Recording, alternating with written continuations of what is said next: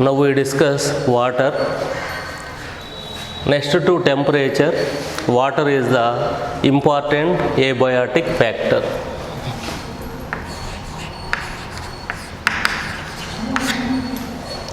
Generally, people think that problems related to water only for terrestrial animals. Aquatic animals also facing some problems. So water problems of aquatic animals are chemical composition and pH of water.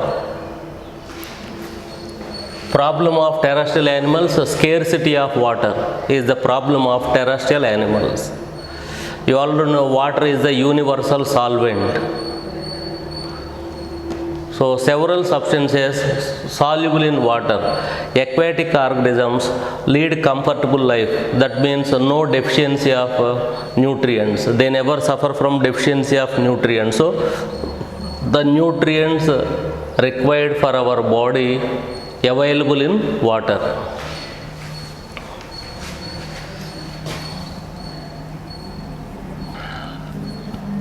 Depending upon the now we discuss water problems. Water problems of freshwater animals. So before we discuss water problems, salinity, salt concentration, salinity of freshwater. Salinity of freshwater is 5 ppt, parts per thousand. Salinity of marine water 35 ppt, parts per thousand, that is the unit. Salinity of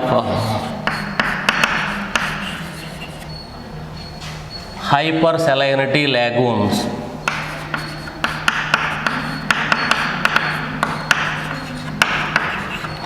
the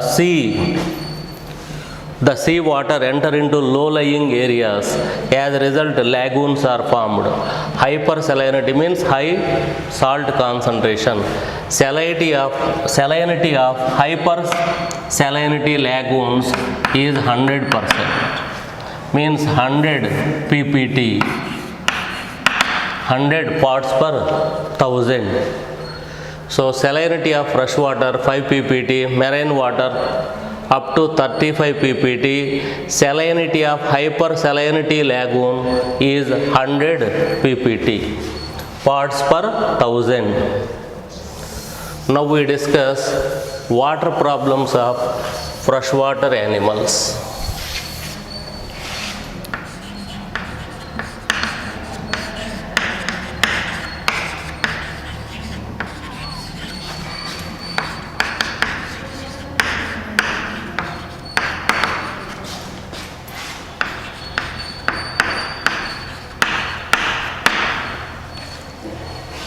Water problems of freshwater animal is endoosmosis.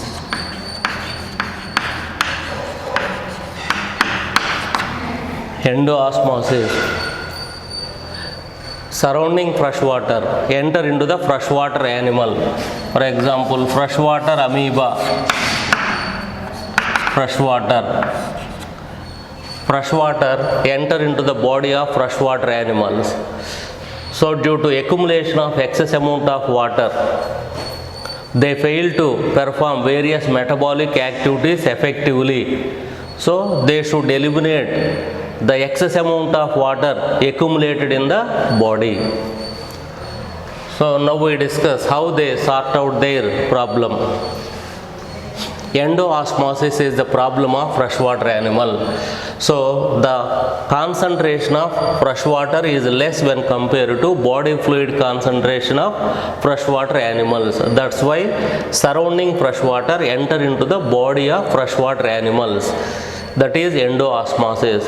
Due to endoosmosis, body fluids are diluted. So the animal fail to perform their metabolic activities effectively. That's why they should eliminate the excess amount of water accumulated in the body. Now we discuss adaptations exhibited by different types of freshwater organisms. Freshwater bony fishes.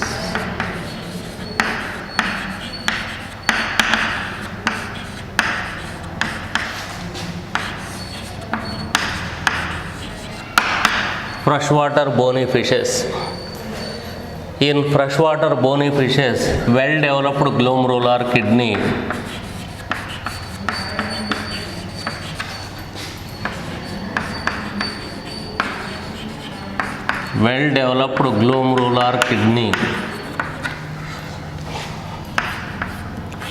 bunch of blood capillaries present on the lumina of Bowman capsule known as glomerulus. If well-developed glomerulus is present, excess amount of water accumulated in the body goes out in the form of urine. So along with water, salts also goes out. To compensate loss of salts, chloride cells present on the gills. Chloride cells present on the gills absorb salts from the surrounding water. In this manner, freshwater bony fishes sort out their problem.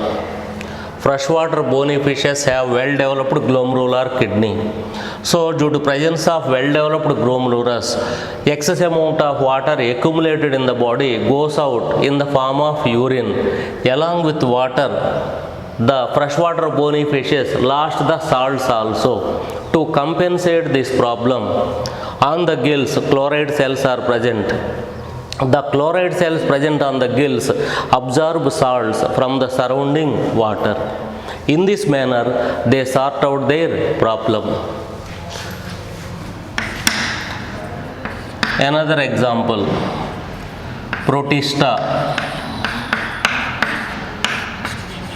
Kingdom Protista, unicellular plants and animals included in Kingdom Protista. The freshwater Protista develop a cyst among themselves. It is known as encystation. Formation of cyst around themselves is known as encystation.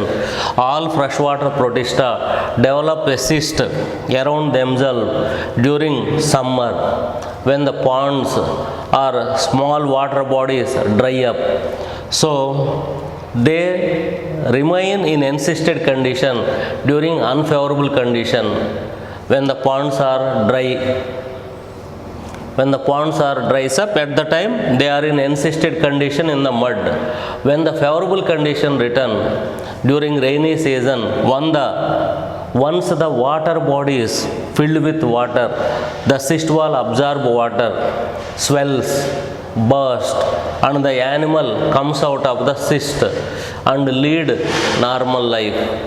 So in this manner, Protista develop cyst around themselves, that is known as encystation.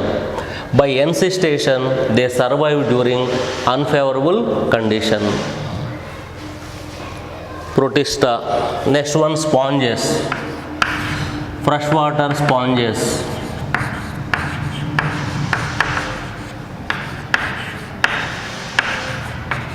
Freshwater sponges produce gemmules.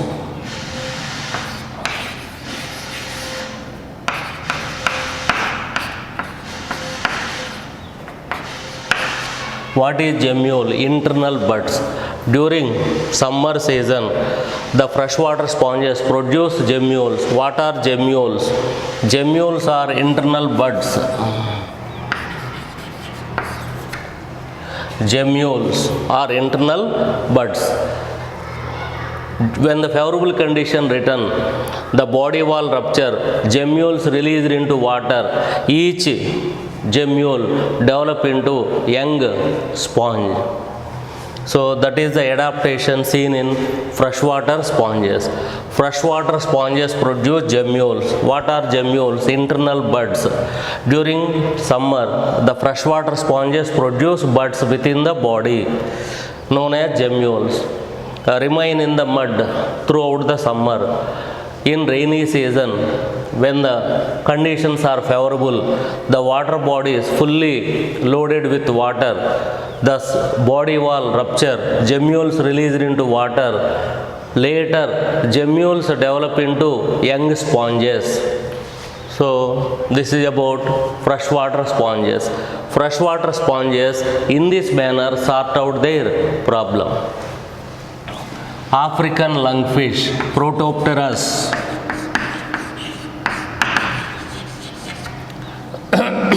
African lungfish, Protopterus, during summer, buried deep in the mud, secrete a gelatinous cocoon. Secrete a gelatinous cocoon around itself, lead inactive life. It is known as aestivation. Inactive life during summer is known as aestivation. Throughout the summer, from midsummer to remaining part of summer, remain in the gelatinous cocoon in the mud. When the favorable condition return, the fish rupture the gelatinous cocoon, comes out and lead normal life. If it lead active life during midsummer, only less amount of water, unable to perform respiration.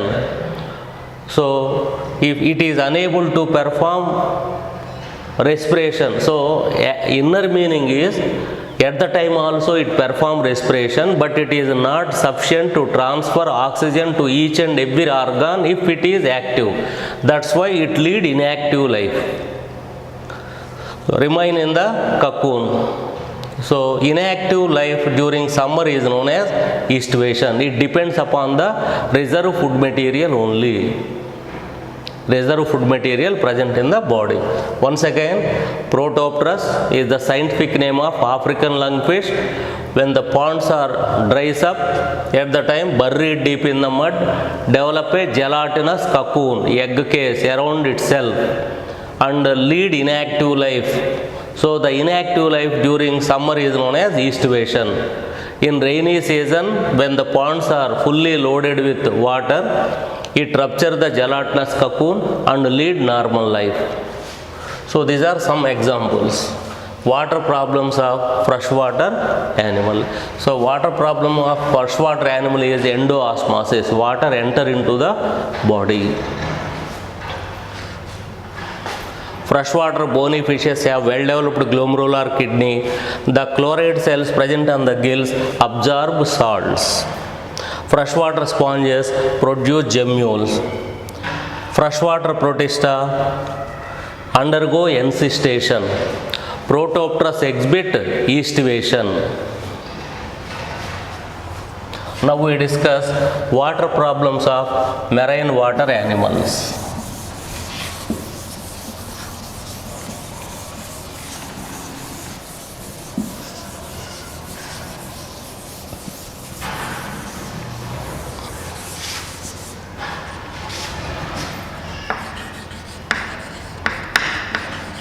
Water problems of marine water animals. Marine water animals problem is exosmosis.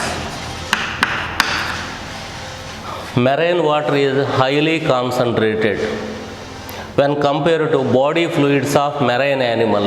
So from the bodies of marine animal, water enter into surrounding marine water. This process is known as exosmosis.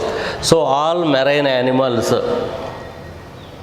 so they may, due to this reason, they may exhibit dehydration.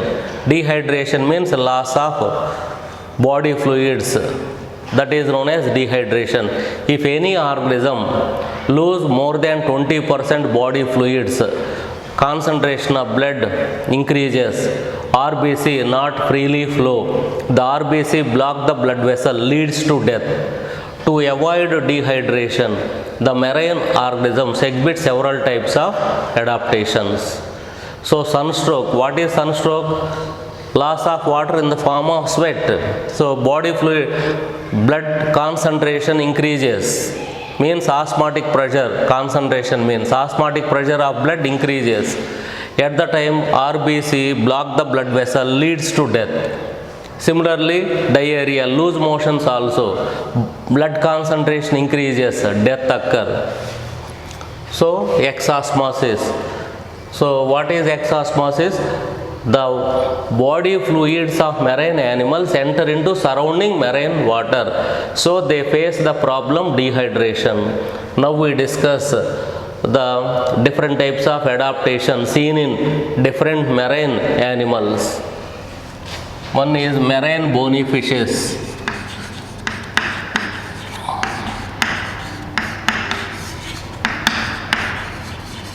Marine bony fishes.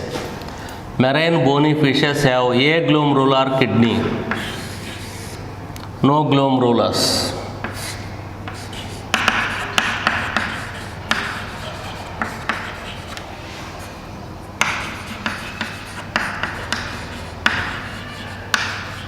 Observe, no glomerulus, only Bowman capsule. Due to absence of glomerulus, water is not sent out through excretory system. So they have aglomerular kidney. So excretory system never remove water from the body due to presence of aglomerular kidney. You already know they are facing dehydration. That's why they drink marine water. You already know marine water contain abundant amount of salts. These salts accumulated in the body. The chloride cells present on the gills remove the salts and released into surrounding marine water. Means chloride cells of marine bony fishes antagonistic opposite to chloride cells of freshwater bony fishes. In freshwater bony fishes, chloride cells absorb salts from the surrounding water. Chloride cells of marine bony fishes release salts into the surrounding marine water. In this manner, marine bony fishes sort out their problem. In marine bony fishes, aglomerular kidney is present, so excretory system not sent out the water through excretory system. They drink marine water, so salts accumulated in the body. To remove the excess amount of salts, chloride cells are present. You already know chloride cells present on the gills. These chloride cells collect the excess amount of salts from the body and sent out. In this manner, they solve their problem. Next one, cartilaginous fishes.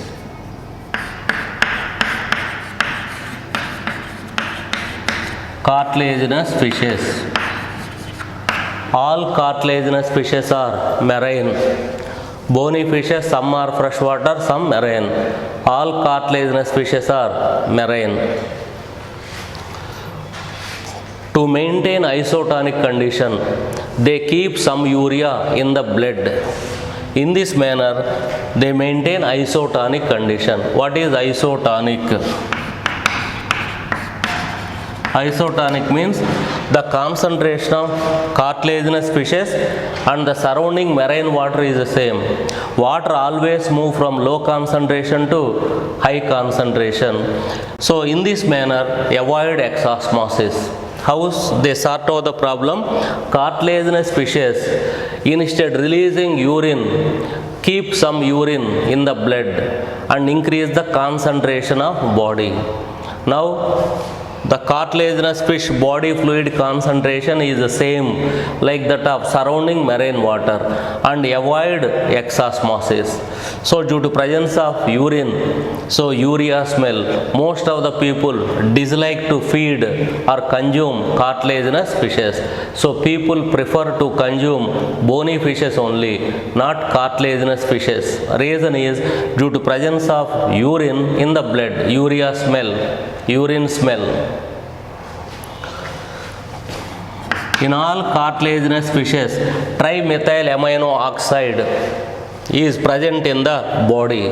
So this organic compound protect the organs from the adverse effect of urea. So they retain urea in the blood. Urine contain urea. Why cartilaginous fishes excrete urine? So nitrogenous waste material in the form of urea. Ureotelic animals.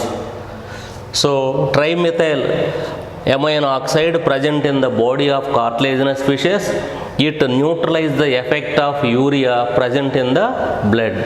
That is another adaptation. Seagulls, aquatic birds, penguins. Seagull and penguins, you all know they are also suffering from dehydration, so they drink marine water. Salts are accumulated. Accumulated salts released into the nostrils. Salt removal glands or salt excretory glands present in seagulls and penguin. The ducts of salt excretory glands of seagulls and penguins open into nostrils. From the nostrils, from the salt excreting glands in seagulls and penguin released into the beak. From the beak, the salts enter into the surrounding marine water. Once again, seagulls and penguins are the aquatic birds. They drink marine water. So why they drink marine water? They catch the fishes. Along with the fish, they engulf water also. So salt is accumulated. Salt excretory glands present in the birds collect the excess amount of salts from the body. The ducts of salt excretory glands open into the beak. So through beak, the salts enter into surrounding marine water. In case of turtles, the ducts of salt excretory glands open near the eyes. Just below the eye, an aperture is present. Through that aperture, excess amount of salts accumulated in the body goes out. In turtles, the opening of salt excretory gland opens near the eye. Turtles, seagulls and penguins, cartilaginous fishes. So water problems of marine water animal is exosmosis. To sort out this problem, marine bony fishes have a glomerular kidney. Glomerulus is absent. So excretory system never remove the water. Avoid the loss of water through excretory system. They drink marine water. Salts accumulated. Accumulated salts removed by chloride cells present on the gills. Chloride cells present on the gills collect the excess amount of salts accumulated in the body and sent out. Marine, all cartilaginous fishes are marine. So they retain urea in the blood. So how they retain urea? Urea present in the urine. So they retain some urine in the blood. In this manner, increase the concentration of body fluids. Now the body fluid concentration of cartilaginous fish same like that of surrounding marine water. Avoid exosmosis. Trimethyl amino oxide is an organic substance present in cartilaginous fishes. It protects the tissues from adverse effects of urea present in the blood. Next one, seagulls and penguins. The duct of salt excretory glands open into beak. In case of turtle, the duct of salt excretory glands open near the eye. Now we discuss water problems of estuaries. River mouth.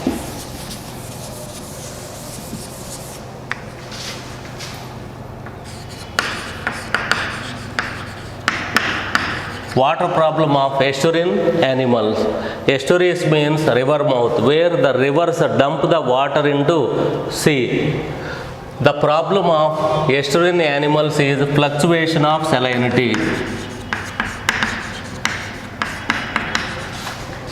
Fluctuation of salinity. during summer, rivers dump less amount of water into sea. So that's why salinity is more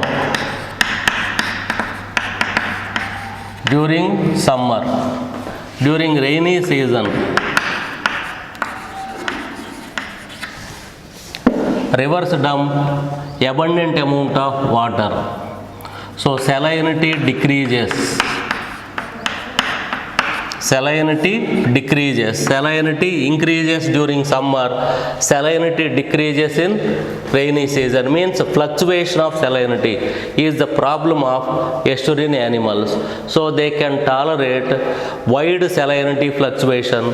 That's why all estuarine animals are known as euryhaline animals.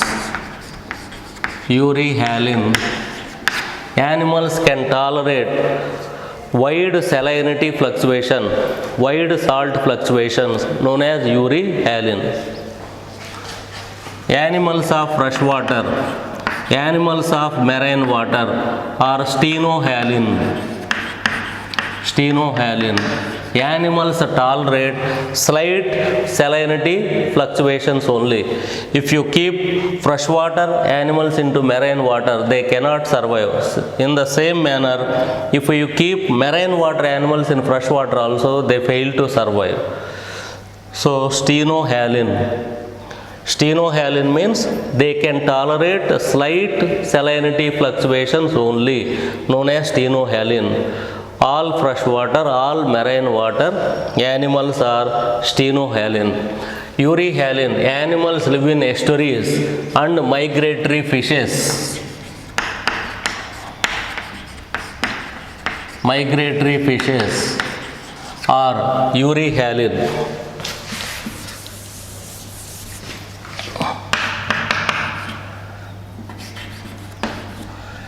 Migration from marine water to fresh water is known as anadromous migration.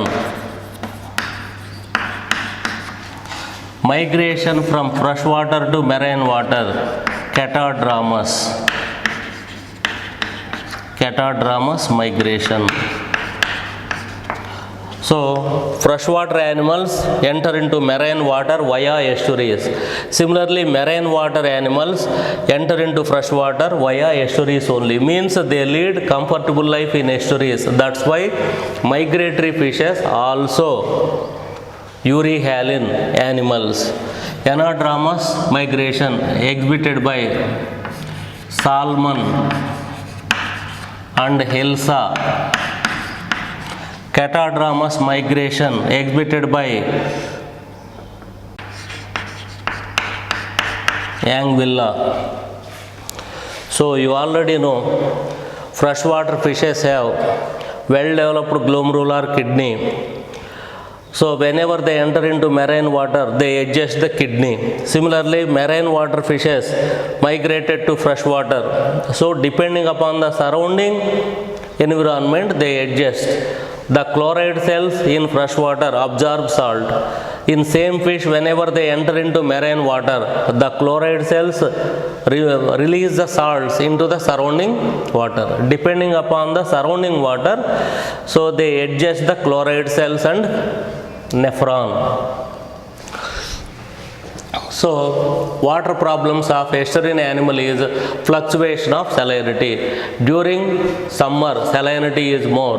During rainy season, salinity is low. So, that's why all estuarine animals and migratory fishes are known as euryhaline. What are euryhaline? The animals can tolerate wide salt fluctuation or wide salinity fluctuations known as euryhaline. The animals can tolerate slight salinity fluctuations only known as stenohaline. Freshwater animals and marine water animals are stenohaline. You already know the migratory fishes. For example, some fishes from fresh water migrated to marine water. So via estuaries only they enter into marine water. In estuaries fluctuation is more.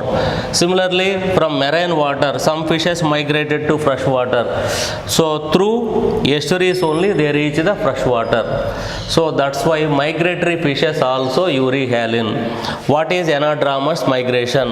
So sea is low lying. The river dump the water into sea. So anadromous, you should remember ascending. Anadromous ascending. So ascending means migration from marine water to fresh water. If two words are present, two definition, you never try to remember the two definitions. You remember only one definition. Automatically you remember the second definition also. Otherwise, if you try to remember the two definitions, sometimes you are in dilemma, confusion. You remember only anadromous. Anadromous means ascending from marine water to fresh water, anadromous. Example, salmon and hilsa. Catadromous means from fresh water to marine water, catadromous. Example, anguilla, fish anguilla.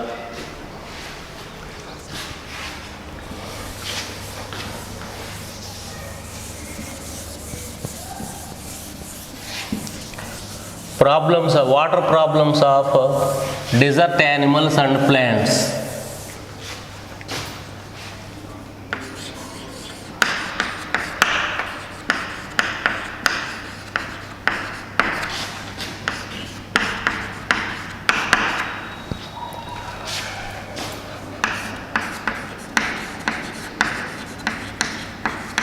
Kangaroo rat. It is not a kangaroo. Kangaroo rat. It is a lizard. Kangaroo is a mammal. Kangaroo rat is a lizard. If external source of water, no external source of water, at the time it oxidizes the reserve fat. Due to oxidation of fat, water is formed. So it is known as metabolic water. You already know C6H12O6 is the glucose plus 6O2 plus 6H2O give rise to 6CO2, 12H2O. Water is formed as a byproduct, metabolic water, that is known as metabolic water. So if water is not available, means external source of water not available to kangaroo rat, it is a lizard. At the time the reserve fat undergo oxidation. Now the kangaroo rat utilize the metabolic water for various purposes. So that is the adaptation in kangaroo rat. Similarly, camel. Camel is known as the ship of desert.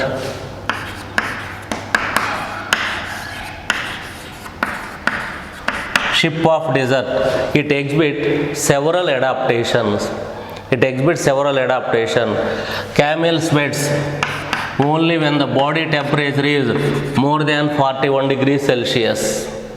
Only 41 degrees Celsius it sweats. Similarly, water storing chamber present in camel. It stores the water in the water storing chamber. Similarly, fat is accumulated in the hump only. Entire skin is free from the fat. So that's why it easily loses the body temperature. Similarly, camel is a partial conformer or partial regulator. Actually, camel is a mammal. All mammals are thermoregulator. They maintain constant body temperature. But camel never regulate body temperature. If the surrounding temperature is below 41, the body temperature of camel also below 41. For example, in desert, we assume from 11 a.m. to 3 p.m. the temperature is more than 41 degrees. At the time only the camel maintain constant body temperature. So before 11 like the surrounding environment. After 3 p.m. also the body temperature is like surrounding environment. Reason is thermoregulation means the animal spend a lot of energy. So we are thermoregulators. We utilize lot of energy to maintain constant body temperature. So that's why it is a partial conformer or partial regulator. So whenever the surrounding temperature is more than 41 degrees only, at the time it maintain 41 degrees Celsius. So surrounding 50 also its body temperature 41 only. So for few hours only it regulate to minimize the utilization of energy. It is a partial conformer. In this manner several adaptations. So camel, ship of desert, so it sweats only when the body temperature is more than 41 degrees Celsius. So in camel fat is accumulated only hump. Reason is if the surrounding temperature is 30, if our body wall is free from the fat, the animal easily lose the body temperature. So free from the surrounding temperature is high 50 degrees, at the time it lose the body temperature through body surface. So this is about, you already know, in case of aquatic mammal, blubber is present, fat present below the skin. It acts as a thermo insulator. Surrounding water is 0 degrees, but the body temperature is constant. So reverse in camel. In camel the body wall is free from the fat. So if the surrounding temperature is high, to lose the increased temperature, it helps in lose the increased body temperature. So water problems of desert animal. So here scarcity of water, that's why they exhibit several adaptation. Moloch haridus.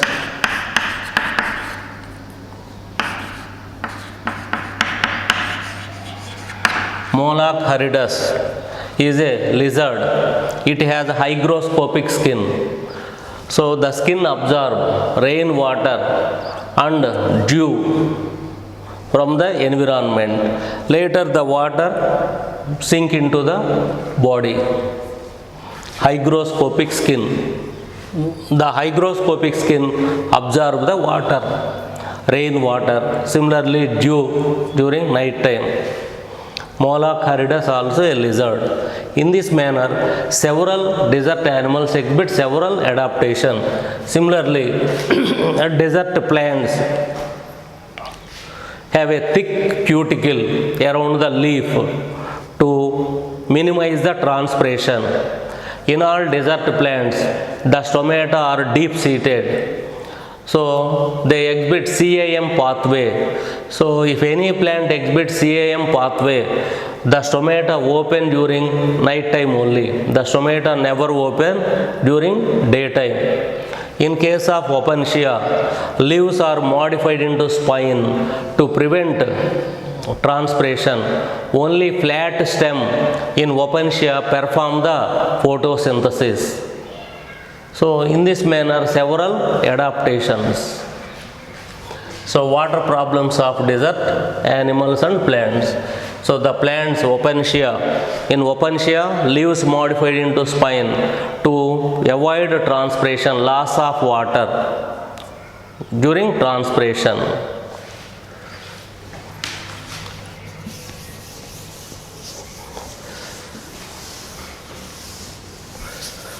Now we discuss another abiotic factor, light.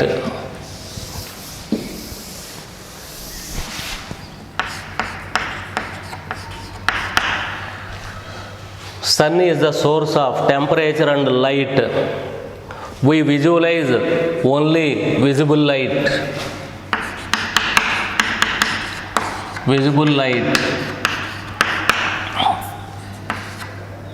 Radiation is 380 nanometers, 740 nanometers.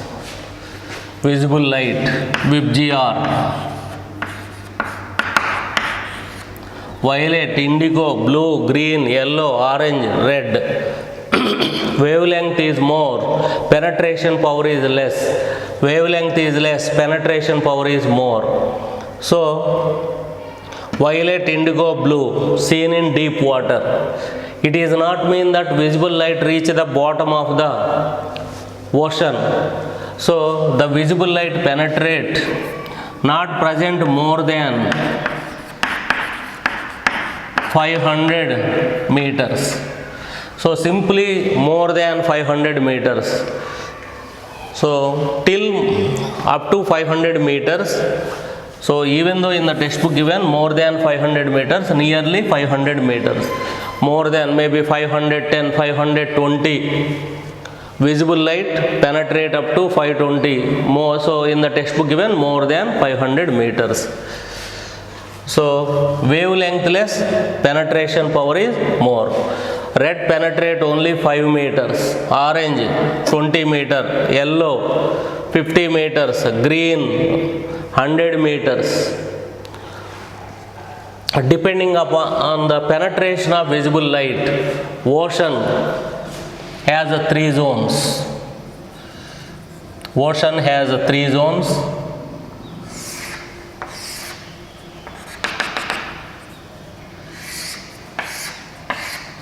Euphotic zone,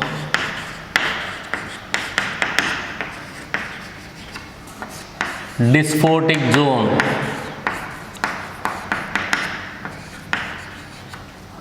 aphotic zone.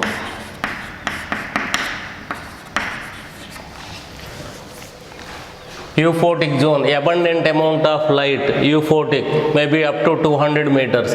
Dysphotic, up to 500 meters. Beyond 500 meters, aphotic, light is not available in aphotic. Depending upon the availability of light, ocean classified into 3 zones: euphotic, dysphotic and aphotic zones.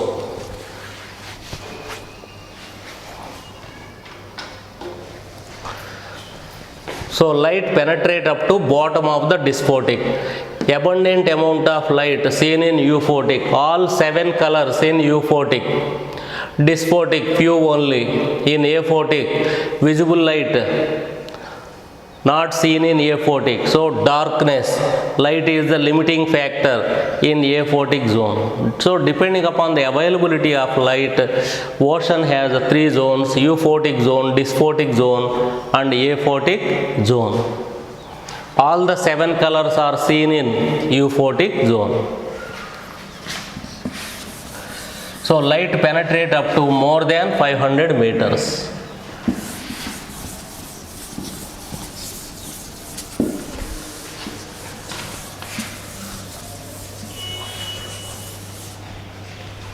Now we discuss effect of light on organisms.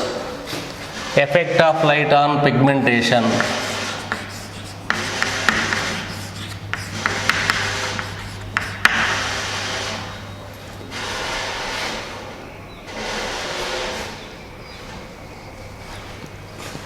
Effect of light on pigmentation.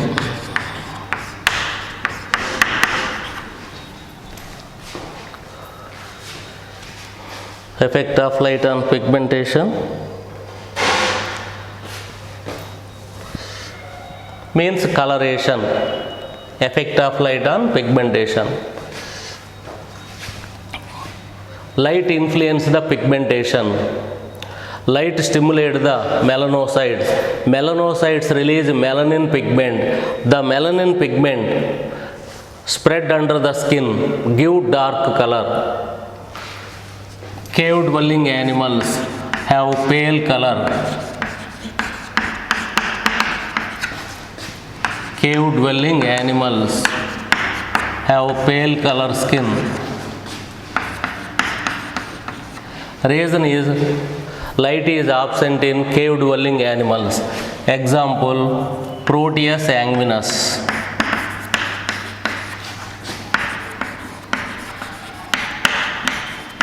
Proteus sanguinus is a cave dwelling, means the amphibian lives in caves, cave dwelling.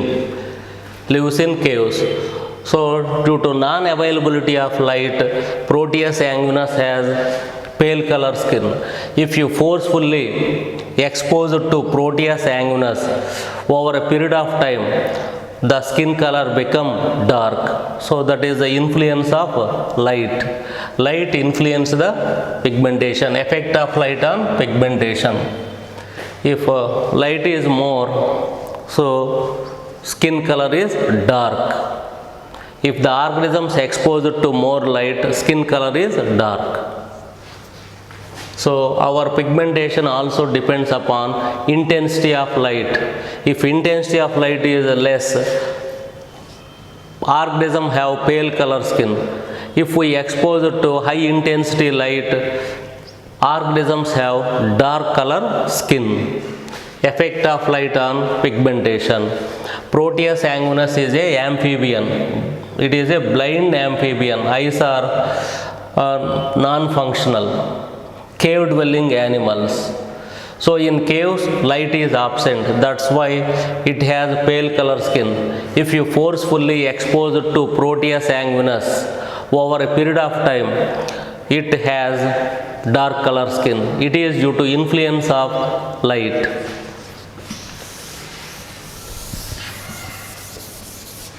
Effect of light on movement and velocity of locomotion.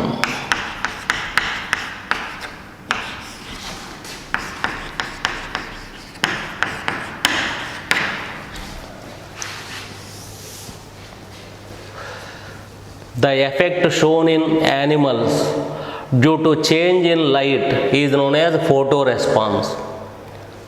The effect shown in animals due to change of light is known as photoresponse.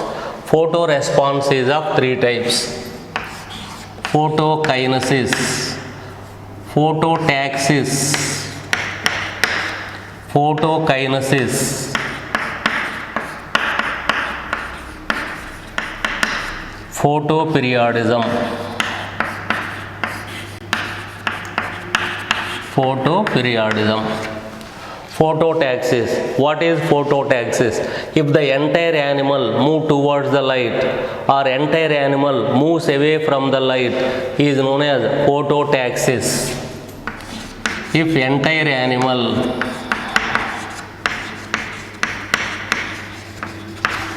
move towards the light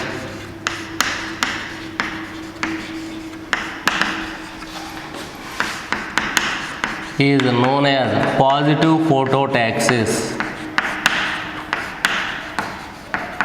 Example, Euglena. If the entire animal moves away from the light,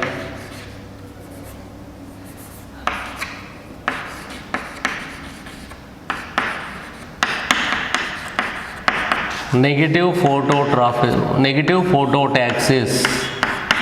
Phototaxis. Example, cockroach, earthworm. Cockroach, earthworm. If entire animal move towards the light, positive phototaxis. If the entire animal move away from the light, negative phototaxis. Example for positive phototaxis, Euglena. To synthesize its own food material, it moves towards the light. Cockroach and earthworm moves away from the light, so negative phototaxis. Next one is photokinesis. Influence of light intensity on the speed of locomotion or velocity of locomotion is known as photokinesis. Photokinesis not explain the animal move towards the light or away from the light. It explain the intensity of light on speed of locomotion. Larval form.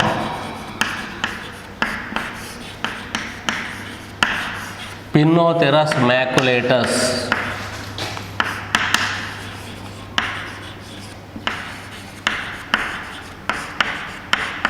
Larval form of Pinnotheris maculatus. It is a adult animal. Larval form of Pinnotheris maculatus. Pinnotheris maculatus, commonly known as muzzle crab. Muzzle crab. If light intensity is more, the larval form of Pinnotheris maculatus reach its destination quickly, or if light intensity is more, the speed of locomotion increases in larval form of Pinnotheris maculatus. If the light intensity is low, the speed of locomotion decreases in larval form of Pinnotheris maculatus. It is known as photokinesis. What is photokinesis? Influence of light intensity on the speed of locomotion is known as photokinesis. Example, larval form of Pinnotheris maculatus. Pinnotheris maculatus, commonly known as muzzle crab.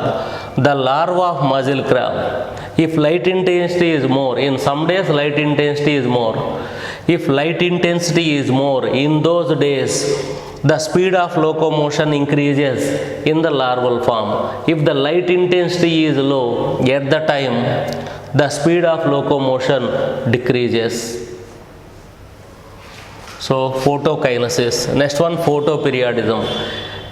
If the part of the body, phototaxis means entire body move towards the light or away from the light. In photoperiodism, part of the body move towards the light or part of the body away from the light is known as photoperiodism. Positive phototrophism. Phototrophism.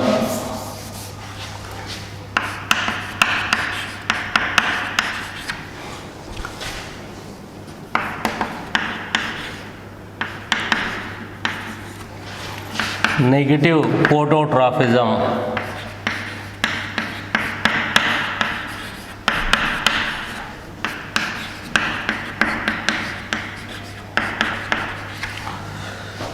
The part of the body move towards the light is known as positive phototrophism. Example, shoot system. If the part of the body moves away from the light, known as negative phototrophism. Example, root system. So, photoresponses are of three types: phototaxis, photokinesis, phototrophism. If the entire animal move towards the light or away from the light is known as phototaxis. If the light intensity influence the speed of locomotion is known as photokinesis. Part of the body move towards the light or part of the body away from the light is known as phototrophism. Plants exhibit phototrophism. Shoot system move towards the light. Root system moves away from the light. So, effect of light on movement and velocity of locomotion. Now we discuss effect of light on vision and behavior. Effect of light on vision and behavior. Now we discuss effect of light on vision and behavior. Light is essential for vision. With light only we visualize the things. Light also influences the behavior. You already know diurnal animals and nocturnal animals. Diurnal, nocturnal. Animals active during daytime, diurnal. Animals active during night time, nocturnal. So this behavior is due to light. Light rays reach the brain via eyes. If light rays reach the brain, diurnal animals are active. They go for searching of food material. During night time, they are unable to visualize, that's why they take rest. If light rays reach the brain, some animals are inactive. They are nocturnal animals. In the absence of light rays, the brain is active. If the brain not receive light rays, at the time only in some organisms they are active. Such organisms are known as nocturnal animals. So brain receive the light rays via eyes. So in this manner, light influences the behavior. Some organisms, in the presence of light, they are active, they are known as diurnal. Some animals, in the presence of light, inactive, they are known as nocturnal animals. In this manner, light influences the vision and behavior. Light is essential for vision and it also influences the behavior. Effect of light on metabolism.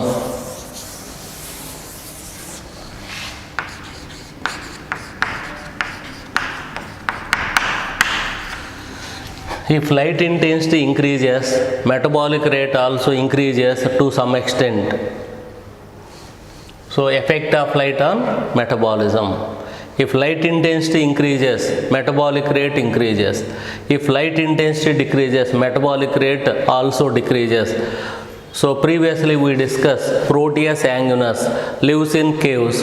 Metabolic rate is low. Why metabolic rate is low? So light is not available in caves. So in Proteus anguinus, skin is pale color and metabolic rate also low due to non-availability of light in caves. So in this manner, light influences the metabolic rate also. If light intensity increases, metabolic rate also increases to some extent. If light intensity decreases, metabolic rate also decreases. Effect of light on metabolism.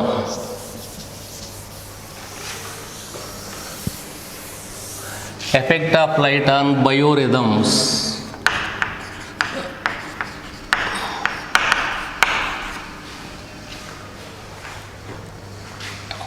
What is biorhythm?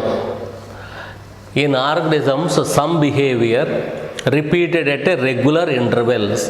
It is known as biorhythms or biological rhythms. Example, circadian rhythm.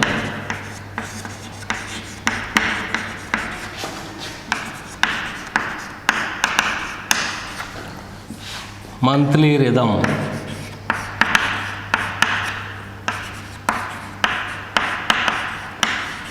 Circa-annual rhythm.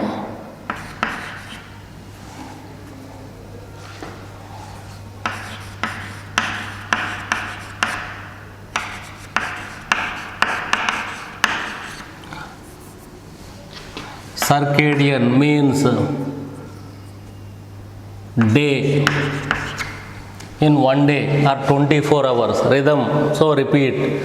Some behaviors in organism, some behaviors repeated at a regular interval of 24 hours means every day, known as circadian rhythm. Examples: cock and crow, heralding. Heralding means announcing, sun is rising, wake up, today 5 a.m., tomorrow also at 5 a.m.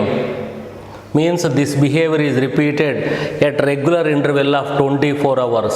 Similarly, flock of birds. Flock of birds, group of birds produce chirping sounds.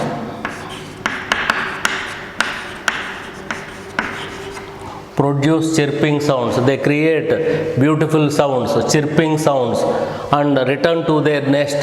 Today 6 p.m. Tomorrow also they repeat the same behavior. Tomorrow also they return to their nest at 6 p.m. So this behavior is repeated at a regular interval of 24 hours. Flock of birds producing chirping sounds and return to their nest every day is a circadian rhythm. Similarly, we waking from the bed at a regular intervals. Today 5:30 a.m. Tomorrow also 5:30 a.m. So that is also circadian rhythm. Plants start the photosynthesis. For example, today at 6 a.m. Tomorrow also they start the photosynthesis at 6 a.m. So the behavior is repeated at a regular interval of 24 hours. So plants start the photosynthesis, also circadian rhythm. Similarly, carnivore animals. Animal feed on flesh of other organisms known as carnivore animals. Carnivore animals go for searching of food material at the same time every day. For example, today the tiger go for searching of food material at 11 p.m. Tomorrow also it go for searching of food material at 11 p.m. only. So the carnivore animal go for searching of food material is also a circadian rhythm. What is circadian rhythm? The behavior repeated at a regular interval of 24 hours in organisms known as circadian rhythm. Monthly rhythm. What is monthly rhythm? The behavior repeated every month is known as monthly rhythm. Example, menstrual cycle. Menstrual cycle is a monthly rhythm. Similarly, circa-annual rhythm. The behavior repeated at a regular interval of year is known as circa-annual rhythm. Several marine animals that reproduce only once during the breeding season. For example, maybe full moon day or no moon day or new moon day. That means light also influence the reproductive system. Circa-annual rhythm. The behavior repeated at a regular interval of 1 year is known as circa-annual rhythm. Polyalo worm during full moon. So it reach on the surface water, marine water, so reproduce. So circa-annual rhythm. The behavior repeated at a regular interval of every year is known as circa-annual rhythm. Every month, monthly rhythm. Circadian rhythm. Circadian rhythm means the behavior repeated every day, circadian rhythm. So light influence the behavior. Effect of light on biorhythms or biological rhythms. Now we discuss effect of light on photoperiod or photoperiodism. Effect of light on photoperiod or photoperiodism.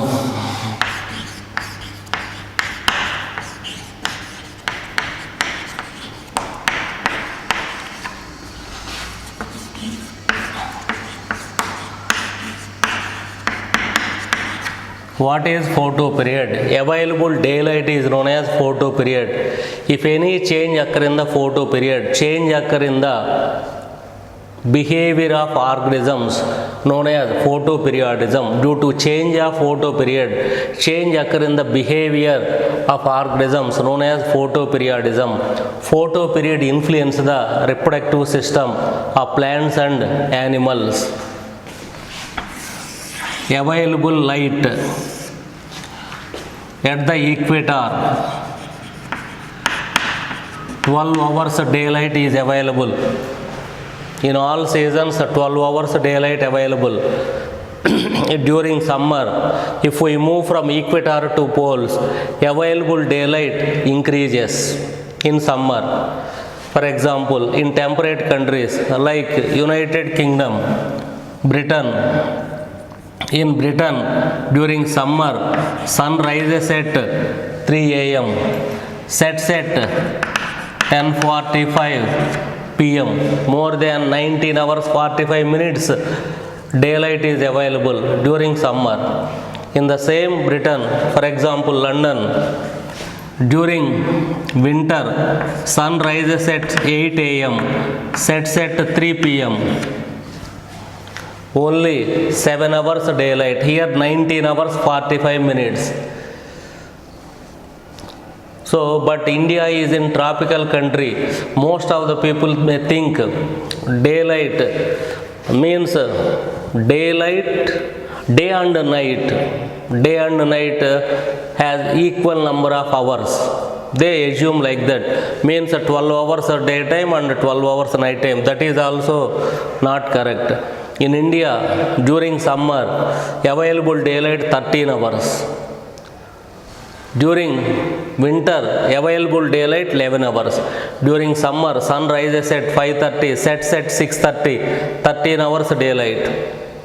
In winter, sun rises at 6:30, sets at 5:30, 11 hours daylight available. But Indian people think that day and night have same number of hours. So in case of temperate, remarkable variations. 19 hours 45 minutes daylight during summer, only 7 hours daylight during winter. So what is photo period? One more point here, available light during summer. If we move from equator, at the equator 12 hours daylight is available. So India is in tropical country. Okay, if we move from equator to pole, available daylight increases during summer. If you move from equator to poles during winter, available daylight decreases. Photo period, daylight is known as photo period. If any change occur in the photo period, change occur in behavior of plants and animals is known as photoperiodism. Example, plant. So the change in the photo period influences the reproductive system. Long day plants.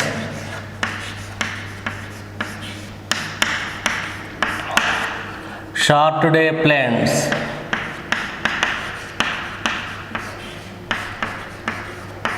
Day neutral plants.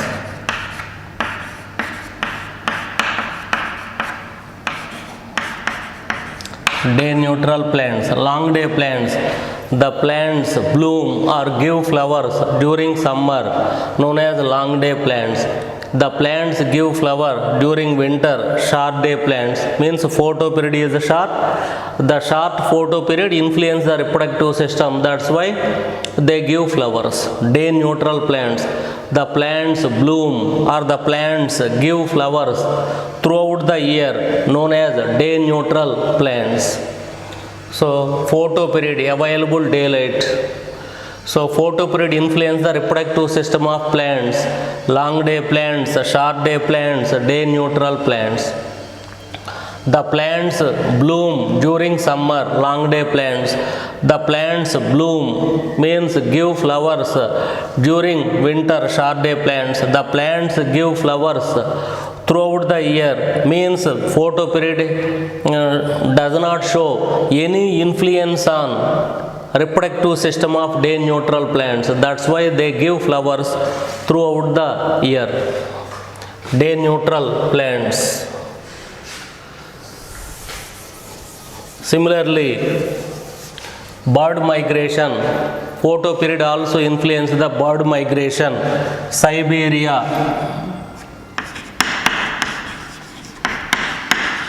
So Siberia, near the temperate region, border with the pole, North Pole, temperate region. So in Siberia during winter, photo period is short. You already know during winter if you move from equator to pole, photo period is short, maybe 4 or 5 years photo period available. The gonads shrink, they fail to reproduce. That's why Siberian birds migrated to tropical countries, particularly India, in Kyoledio Ghana National Park and several places. They produce offsprings. In the meantime, season changes, summer. In summer, the Siberian birds go back to their homes. Why? In summer, available photo period is more in Siberia when compared to India. So, bird migration example for photoperiodism. Why they migrate from Siberia to India? During winter, photo period is short, gonads shrink. Gonads become non-functional. That's why they migrated to tropical countries. So they breed, produce offsprings. In the meantime, season changes, summer. In summer, they go back to Siberia. Reason is in summer, available daylight is more in Siberia when compared to tropical countries. So bird migration is example for photoperiodism.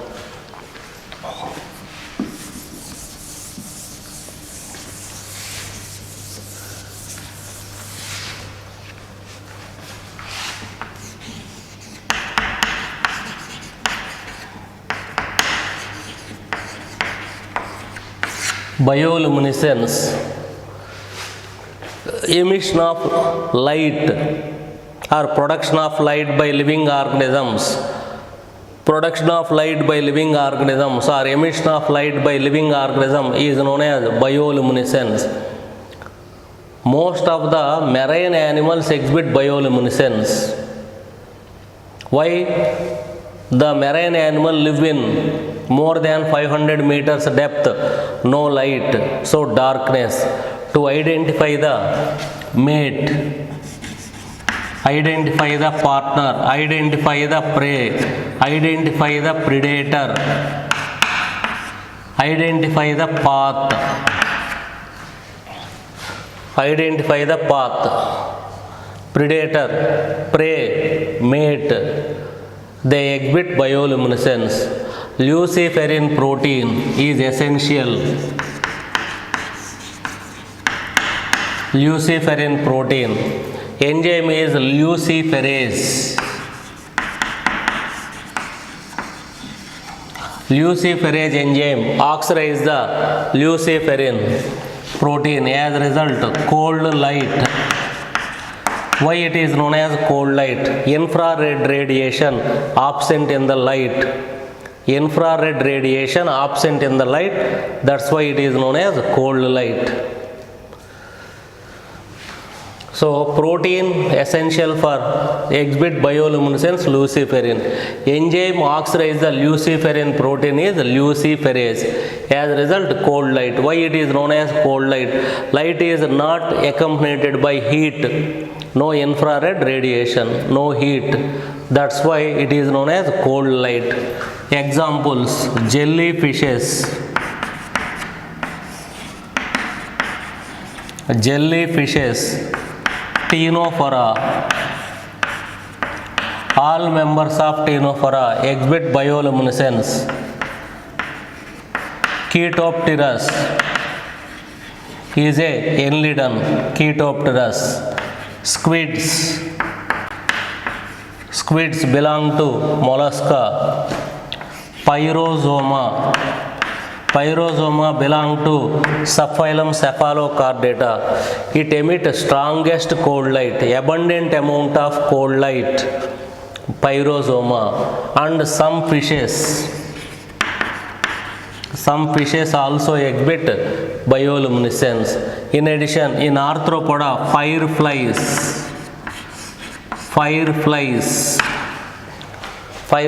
belong to arthropoda, also exhibit bioluminescence. So emission of light by living organisms is known as bioluminescence.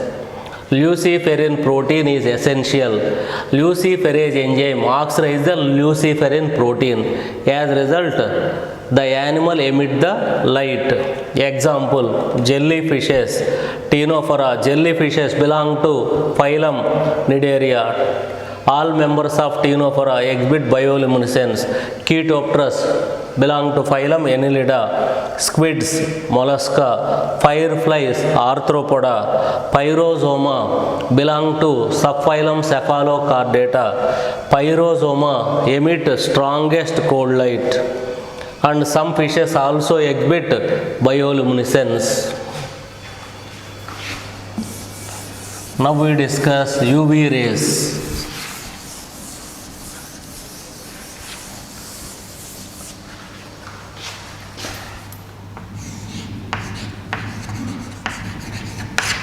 Ultraviolet rays. The solar radiation of wavelength 100 nanometers to 380 up to 380 nanometers is known as UV rays. UV rays are of three types. Ultraviolet radiation,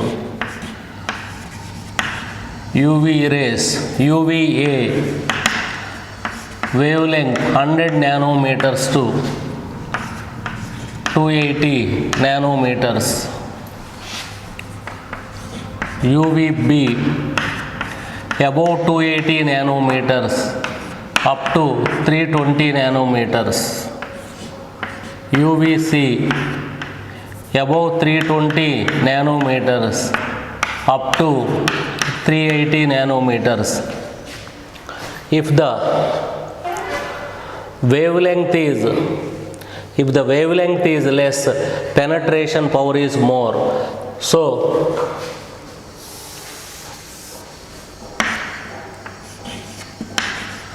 UVC wavelength is 100 nanometers to 280, more harmful. UVB 280 nanometers to 320 nanometer. UVA 320 nanometers to 380 nanometers. Ozone layer present in the stratosphere prevent the reaching of UVC. Generally UVC rays never reach the earth surface. UVA reach the earth surface. If ozone layer is thin, UVB rays reach the earth surface, cause snow blindness, cataracts, harm to the cornea, cause snow blindness, cataracts. What is the use of UVA rays? Kill the microorganisms present on the skin surface. Kill the microorganisms present on the skin surface.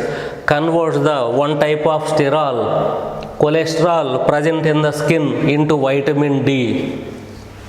So UVA rays converts the sterols into vitamin D or vitamin D. This is about UV rays.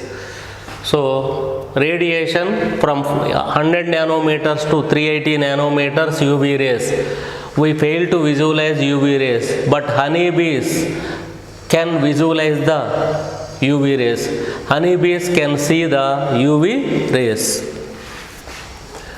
So wavelength from 100 nanometers to 380. UVC 100 to 280, UVB 280 to 320, UVA 320 to 380. If we expose to some UVB and UVC, they cause mutations, skin cancer also. So UVA, solar radiation, UV ultraviolet rays, UV ultraviolet rays destroy the microorganism present on the skin, convert the sterols present in the skin into vitamin D. UVB causes snow blindness and cataracts. We are going to discuss during pollution also. Ozone layer, UVB. So ozone layer present in the stratosphere prevent the reaching of UVC to earth surface. So this is about UV rays. Now we discuss soil. Study of soil is known as pedology.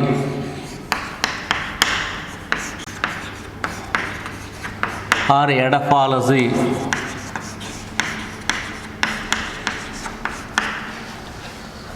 Study of soil is known as pedology or edaphology. Soil is formed due to weathering. The nature and properties of soil depends upon the climate and weathering process.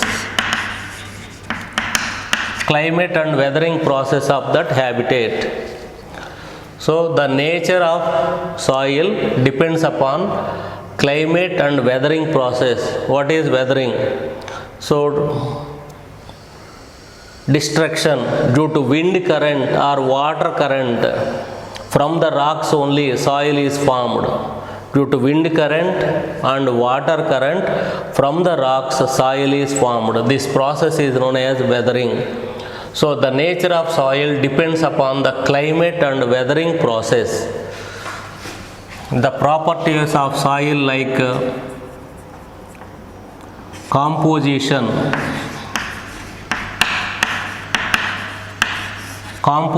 of soil means chemical composition of soil, granule size, aggregation of granule. How the granules are present? They are present tightly or any empty places present between the granule. That is, aggregation means come closer. Chemical composition of soil, granule size and aggregation of granules decide the percolation and holding capacity, water holding capacity. Percolation means between the granules, if empty places, so percolation, so escape from the granule, reach the deeper layers of the soil. Percolation, filtration, percolation means filtration. So the filtration of water depends upon the granule size, aggregation, composition. If granules are present side by side without any empty places, so most of the time the soil retain the water. So chemical composition of soil, granule size, aggregation decide the two properties of soil. One is percolation means filtration and water holding capacity. Along with these three properties, pH of soil,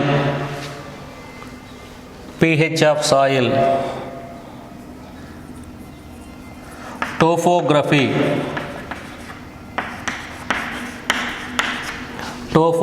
height from the sea level. pH of the soil, height from the sea level, they decide the pH of soil, topography, chemical composition of soil, granule size, aggregation of granules. These properties decide the type of vegetation. Vegetation of that habitat decide the type of consumers, animals. Decide the vegetation decide the type of consumers. Decide the consumers. Consumers means animals. The organisms directly or indirectly depends upon plants known as consumer. Study of multicellular consumer is known as zoology. So consumer, decide the consumer. Similarly, in aquatic habitat, sedimentary rocks.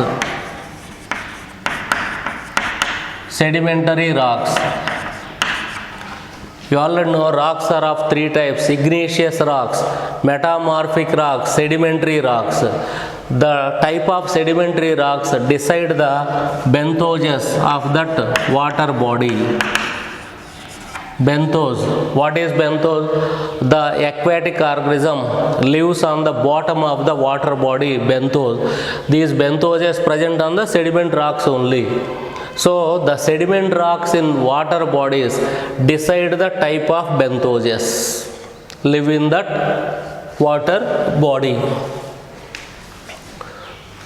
So soil, study of soil is known as pedology or edificology. The nature of soil depends upon climate and weathering process. Due to weathering process only, soil is formed from the rocks due to wind current mainly and also water current. Chemical composition of soil, granule size, aggregation of granule, how the granules are present side by side. These three properties decide percolation and water holding capacity. Percolation means filtration, water holding capacity. Along with these properties, pH of soil, topography means height from the sea level. These properties decide the type of vegetation of that habitat. Vegetation in the habitat decide the type of animals, consumers live in that habitat. In the same manner, in aquatic habitat, sediment rocks decide the type of benthosaurs live in that water body. What are benthosaurs? The aquatic organism lives on the bottom of the water body known as benthos. In topsoil contain dead organic matter. It is known as O horizon. Horizon means line. O horizon. Below the O horizon, A horizon. A horizon. A horizon also topsoil.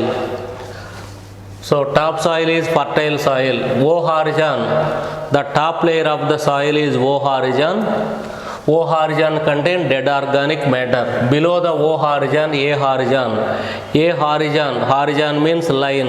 A horizon also contain a small quantity of dead organic matter, roots of the plants. Roots of the plant, A horizon. Below the A horizon, B horizon. It is the subsoil. Below the soil, B horizon. Below the B horizon, C horizon. C horizon. So below the C horizon, D horizon. D horizon means undisturbed rock. The rock not yet undergo weathering. C horizon contain fragments of rocks. Rocks converted into pieces. C horizon. So here possible questions are sequence: O horizon, A horizon, B horizon, C horizon, D horizon. Undisturbed rock, D horizon. Rocks in the form of fragments, C horizon.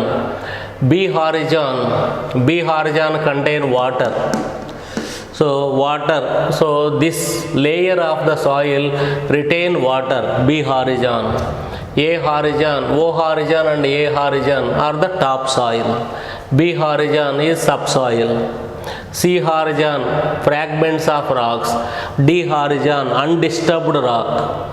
The rocks present in D horizon not yet subjected to weathering. Here important O horizon. The layer of the soil contain abundant amount of dead organic matter. O horizon.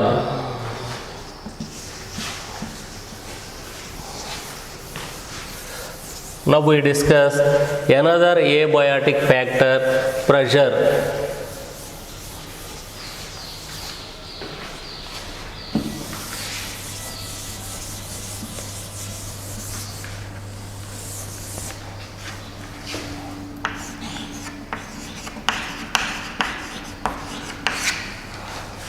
Pressure is another abiotic factor.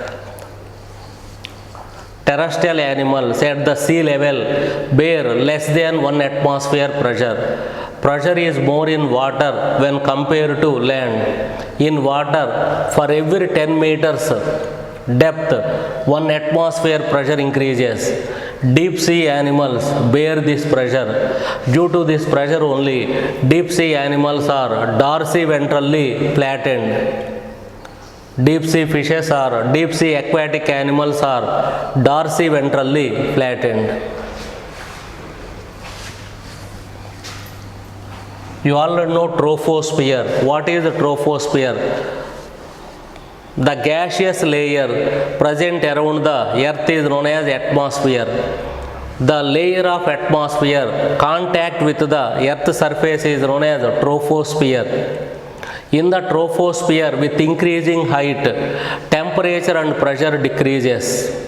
That's why hill stations, so during summer, low temperature at hill station, so we visit hill station during summer.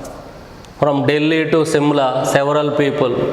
So like that, Kulu Manali or Kunur. So in this manner, Ooty, hill station. So with increasing height in troposphere, temperature and pressure decreases. For example, Rohtang Pass.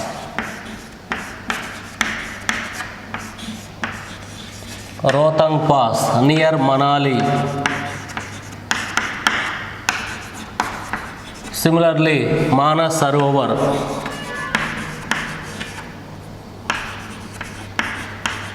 Manas Sarovar in Tibet, occupied Tibet, now under China, control of China, Manas Sarovar. So, they are present more than 3,500 meters. More than 3,500 meters from earth surface. So, pressure decreases. So, partial pressure of oxygen decreases. You already know binding capacity, hemoglobin bind to oxygen. So, partial pressure of oxygen play a key role for binding of oxygen with hemoglobin.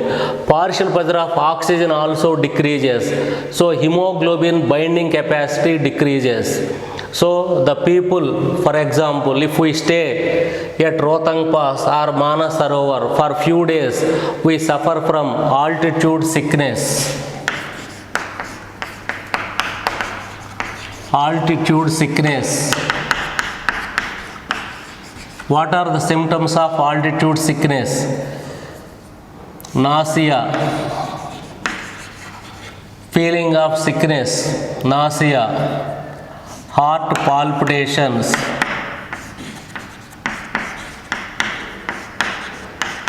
heart palpitation means irregular heartbeat, fatigue,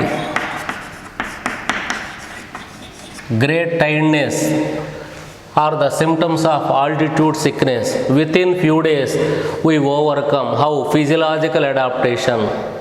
Some adaptations in the body functions, we overcome the altitude sickness. How we overcome the altitude sickness?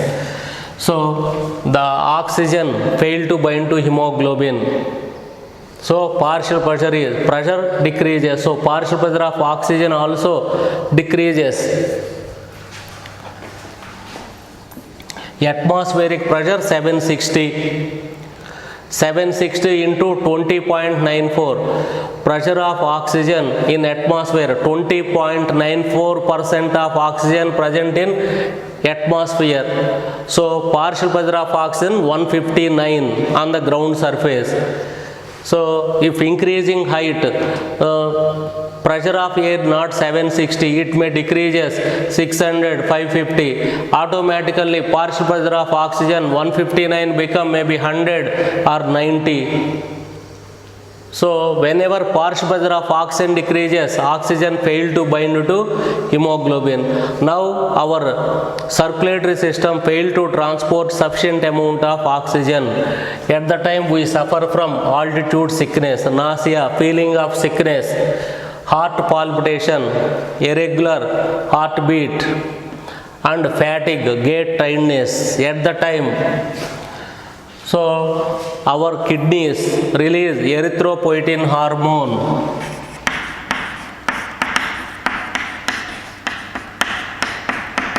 Erythropoietin hormone. The erythropoietin hormone stimulate the stem cells present in the bone marrow. The stem cells produce RBC, increased RBC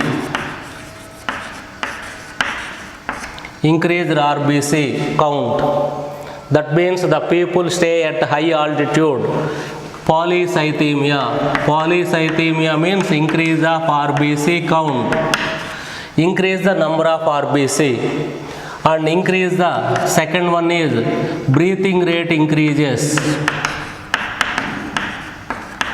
Breathing rate increase. In this manner, overcome the problem.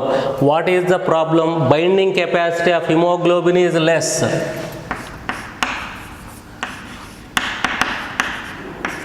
Binding capacity of hemoglobin decreases. The people living at high altitude, binding capacity of hemoglobin decreases. That's why number of RBC increases. For example, in planes, hemoglobin bind to 4 oxygen molecule, but here hemoglobin bind to 3 or 2 oxygen molecule. So in plains, plain area, maybe number of RBC 55 lakhs, maybe here 90 lakhs. Increase the RBC and breathing rate increases. So binding capacity of hemoglobin decreases, that's why they suffer from altitude sickness. To overcome this, RBC count increases, breathing rate increases. In this manner they sort out the problem.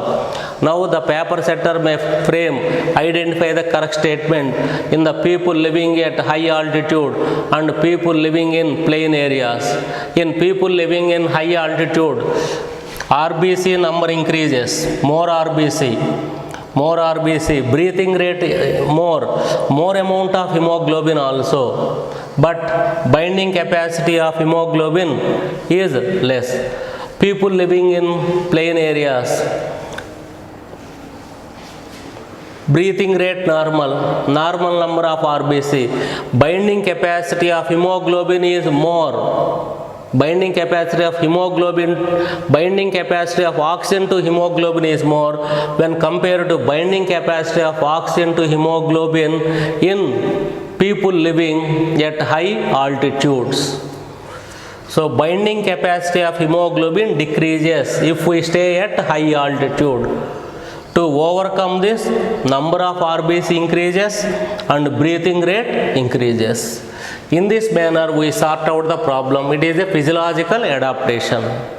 By body function we overcome the altitude sickness. So pressure is another abiotic factor. Pressure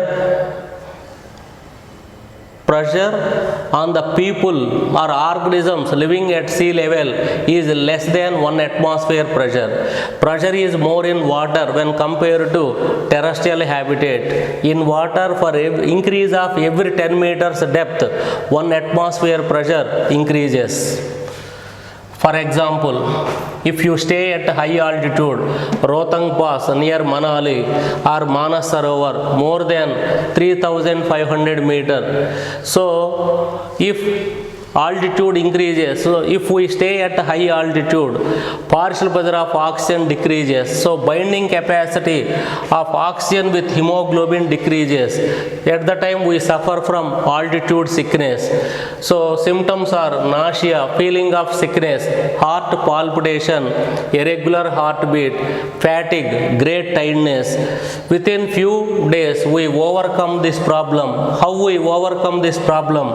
By increasing number of RBC. How RBC number increases? So oxygen concentration decreases. Now the kidneys release erythropoietin hormone. Erythropoietin hormone stimulates the stem cells present in the red bone marrow. The stem cells produce RBC. Increased number of RBC. Breathing rate increases. Normal breathing rate 12 to 16 times per minute. At high altitude, the breathing rate is more than 16 per minute. So in this manner overcome the altitude sickness.